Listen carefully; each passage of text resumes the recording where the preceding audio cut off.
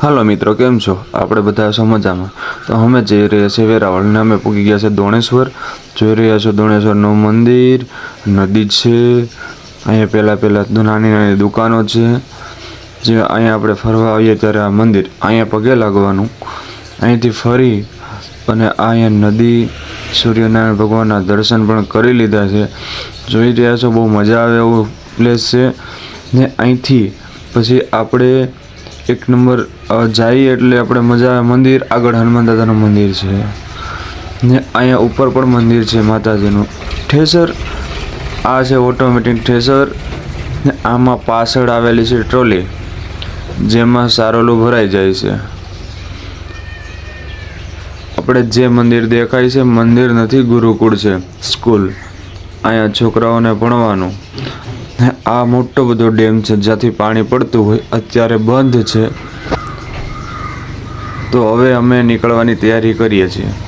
તો થોડુંક એવું લાગે છે કે ગાડી ચલાવીએ અને અહીંથી નીકળીએ. પણ ટ્રેક્ટરવાળા ભાઈએ કીધું 2 મિનિટ ખમી જાઓ પછી નીકળો. તો મેં વિચાર્યું કે હવે આપણે સ્લેપ મારીએ અને નીકળીએ. તો અમે તાલાળા આવી ગયા. રજવાડીમાં ચા પીધી, પછી દુકાનેથી ચીગમ લઈને ચીગમ ખાઈ લીધું અને પછી વિચાર્યું છે કે હવે આપણે અહીંથી આગળ વધવું જોઈએ. તો આ છે તાલાળાની મેન બજાર. અહીંથી જવાનું છે આપણે વેરાવળ આરટીઓ ઓફિસ. ત્યાં ખાલી આપણે એક સહી કરવાની બાકી છે, સહી કરી અને નીકળી જવાનું છે. તો મેં વિચાર્યું કે સ્લેપ મારી દઈએ, હેલ્મેટ પહેરી અને અહીંથી નીકળીએ. તો સીધા આરટીઓ ઓફિસ પહોંચી ગયા છે. આપણે જો ઝૂમ કરીને દેખાડું છું, આરટીઓ ઓફિસ છે.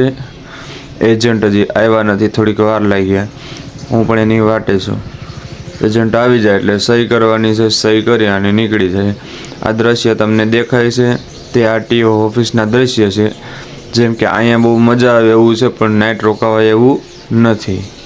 તો મને એવું લાગતું હતું કે હવે વિચાર કરું છું કે ભાઈ આવી જાય વહેલા તો સારું, કારણ કે મારે પણ મોડું થાય અને જવાનું છે સુરત. આજની ટિકિટ છે એટલે નીકળી પણ જવું છે. તો ભાઈ લગભગ આવતા જ હશે.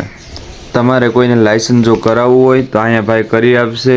થોડા એવા પૈસામાં સારું કામ કરે છે. તમારે ખાલી સહી કરી અને ઉઈ જાવ. જો આપણે ગીર સોમનાથના ભાઈ હોય એના માટે તો પછી અમને વિચાર છે કે મેં પણ સહી કરાવી લો. જો ભાઈ આવે છે, હું તેમની દુકાને ગયો છું અને આ જે ભાઈ છે તેના મોટા ભાઈ કામ કરે છે આરટીઓના કામ, જે તમારું કામ સરળ કરી આપે છે. તો હવે અમે નીકળી રહ્યા છે ઘરેથી સુરત તરફ જવા માટે. નાના ભાઈએ બાઇક લઈ અને મને મૂકવા આવે છે. મને કહે ચાલો હું તમને મૂકી જાઉં. કેમેરો થોડો ઊંધો લાગશે તમને, કારણ કે આમાં ખબર નહોતી મને. આમ તો પહેલો વ્લોગ હતો એટલા માટે કાંઈ ખાસ ખબર રહી નહોતી. પણ જો ચાલી રહ્યું છે ખેતરમાં પણ ઠેસર ને આ બધું છે ગામનો નજારો. રોડ બને છે એટલે એક પટ્ટી બની ગઈ છે અને એક પટ્ટી બનશે. થોડી વાર લાગશે. તો પાછા આપણે સુરતથી આવશું તો લગભગ રોડ બની જાય. આ છે સુરત. વહેલું સવાર 5 વાગે પહોંચી ગયા આપણે સુરતની અંદર. એક ઠેકાણે ચા પણ પી લીધી છે. પછી હાલતા જઈએ છીએ તો દેખાય છે કોઈ સારો નજારો થોડો દેખાય છે.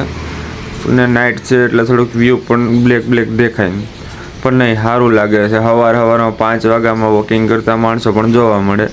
પેટ્રોલ પંપે જોયું પણ ત્યાં કોઈ હાજર હોય એવું લાગતું. હા છે, કોઈ હાજર દેખાય છે, પણ મજા આવે.